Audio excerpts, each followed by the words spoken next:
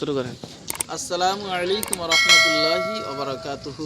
আলহামদুলিল্লাহ, আল্লাহ রব্বুল আলমিনের দরবারে লাখ লাখ শুক্রিয়া যে আল্লাহ রব্বুল আলমিন আমাকে এবং যেনারা ক্যামেরাম্যান আছেন আল্লাহ তাআলা প্রত্যেককে আজকের এই মহতী প্রোগ্রামের মঞ্চে সমাপনী প্রোগ্রাম ও প্রতিযোগিতা 2025 মাদ্রাসা মদিনাতুল উলুম কামদেবনগর খিজুরি এখানে আসার এবং দু একটা কথা বলার তৌফিক দিয়েছেন। আল্লাহ রব্বুল আলমিনের দরবারে লাখ লাখ শুক্রিয়া। তো মহতরম দোস্ত বুজুর্গ, আমি খুব দীর্ঘায়িত করব না আমার বক্তব্যকে।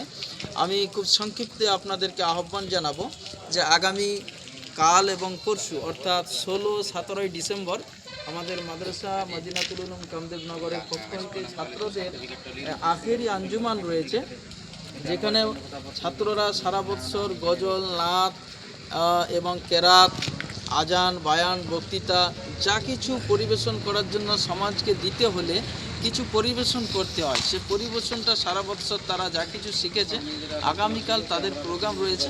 তো সেজন্য আমরা মাদ্রাসার পক্ষ হইতে একটি বিশাল জনসভার বা সভার আয়োজন করেছি।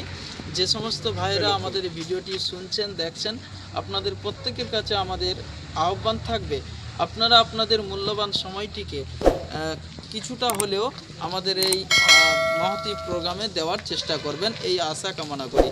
আসসালামু আলাইকুম রহমতুল্লাহ।